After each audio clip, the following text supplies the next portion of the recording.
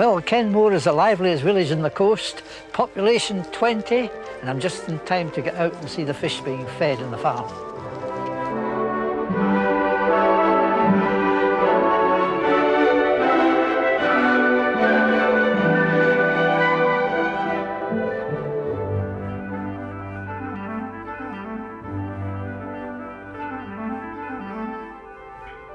In the old fishing days, when herrings were plentiful here, it was common for local folk to take 100 crans in a day and sell them to schooners who called to buy them. But these days are long over, so fish farming seems logical. John Cameron is paid to feed the fish, and the young salmon are waiting to jump. Something will happen now then, John. Oh yes. You'll see them all in the surface. There they are. Oh, there they are, right. Oh, by Joe. 4,000 of them. They've been in the saltwater about 6 weeks. Before that, for possibly a year, they've been in freshwater. There's a change of life for them now. And how often do you feed them? 6 times a day. Is this the first feed today? No, this is their third. I feed them about 9:30 at night. That's their last feed. That's when they feed best for some reason. So it's quite a tying job then. Oh, it's quite tiring. You have to be about all the time, but I only do one weekend every 6, so it's not too bad. Some of the other boys, they do the weekends in between. You're the only employee of the Kenmore Cooperative Fish Farm. That's right, aye. And you're also something of a crofter as well. Yes, I've got sheep and cattle as well. That's great. You were born here? I was born here, yeah. I've been here all my life except 3 years which I was working in Inverness. My father had a fishing boat, I was on it. I see. After I left school for 3 years. Is it nice to be back? Oh, aye, definitely. Yeah, it hasn't changed except we've got a road now. So that's the life that would suit you? Oh, yeah, definitely. Great. Well, let's see them jump again, a few more fish. I was quite hungry. Let's see that. We just feed them until they stop coming up for it, until they take off, and then they've had enough. Well, the well-fed fish should be ready for sale as fair-sized salmon in about 14 months, if all goes well.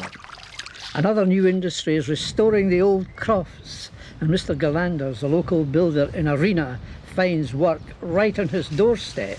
But he would be happier if young folk could compete with the high prices offered by retired folk.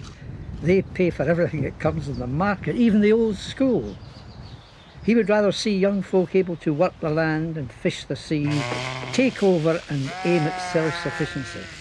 The crofters have always practiced a kind of communism, coming together for essential tasks such as gathering and dipping the sheep. Big job, because this is one of the biggest areas in Scotland, one of the roughest too, with its own problems, being so far from the market. But the land is good.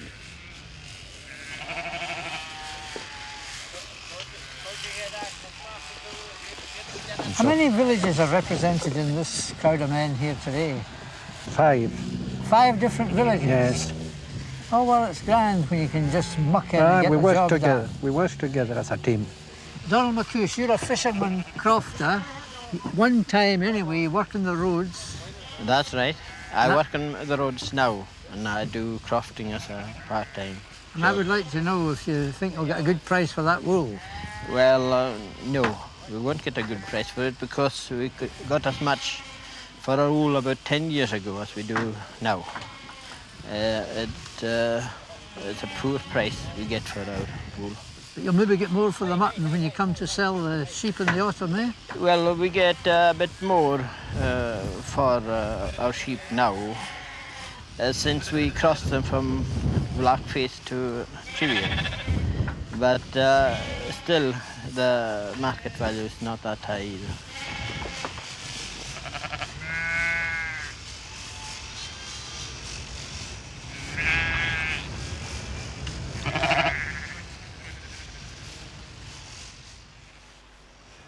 The word Applecross is really derived from Apper, an estuary, and crossing, a river crossing. But over there is an island called Elan and Ave, and it means a holy island. And the holy man in this case is St. Milrua, who came here in the year 673 to found a church here and several others.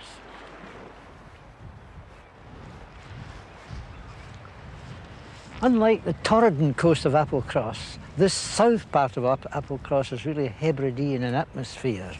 And just out beyond the holy island of St Milrua, we're looking to the Hebrides. That's the island of Razzie, right behind it. And just to the left, the hills of Skye. A wee bit further to the north, the island of Rona. And when St Milrua, I imagine, did a recce from the island, he decided on the perfect site for his monastic huts and church, just round the corner from that wee settlement where the river comes in, the mouth of the river. And the hills above, the pass, that's the Bealach Pass, which rises to 2,000 feet. And except by sea, that was the only route into Applecross until the road round from Torridon was built. This river is still known locally as the Crossing, from which Applecross takes its name. And although the saint landed on the island further down the coast in a wonderfully sheltered bay, this is not quite so sheltered. It was a marvellous place for settlement. The reason being, not only is it flat, but it's also in an area of limestone, which must have been very good for crops. And the monastic huts and the kirk was supposed to be built on that side. Indeed, amongst the coniferous woods, you can see the roof of a chapel, and it's reckoned that's where St Milrua founded his chapel. And there's some stones there that are said to be the ruin, which could be the original foundation. After St Milrua came here, it became known as Comarach, meaning sanctuary. St Milrua was here for 50 years as abbot. He established other churches, but this is where he lived. Eventually was missionising in Sutherland, died and was brought back here to be buried. And these two rounded stones mark his grave. And behind me here, we don't know the age of these stones, but we do know that during the 9th and 10th centuries, the Vikings raided this place, destroyed it, so this is probably a later kirk, but going back a very, very long way.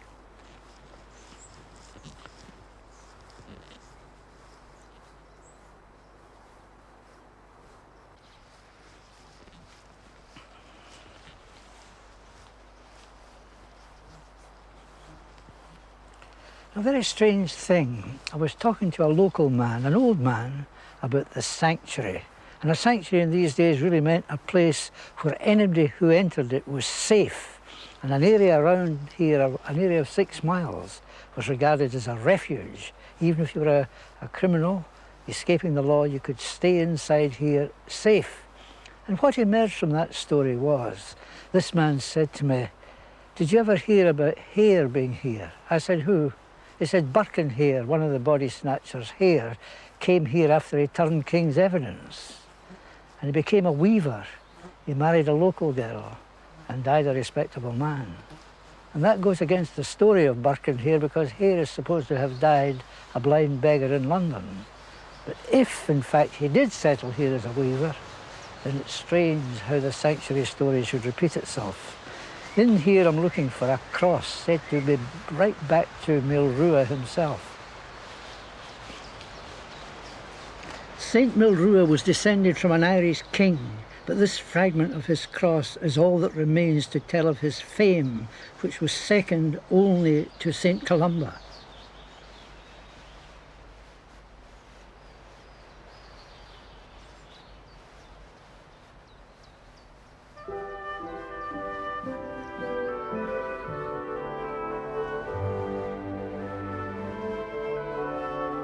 Applecross is really an estate village which owes its origin to the Victorian Deer Forest era, and the Applecross Peninsula was one of the largest estates in Scotland, divided between two owners who wanted privacy, so they were happy for sporting reasons to have no easy access to the outside world. The steep, difficult pass was a deterrent even to motorists in early days, when engines weren't so good as they are now.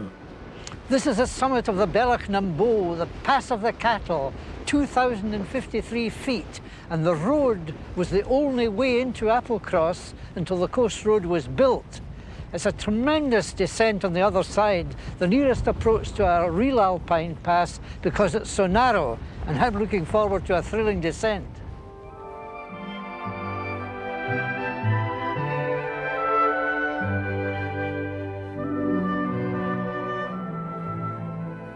The gradient is 1 in 4 here, and these hairpin bends don't leave room for error on a single track. Over this, the cattle used to be walked to market. The feeling is of being on a mountain peak with the rocks plunging to the sea and red deer running in the hill.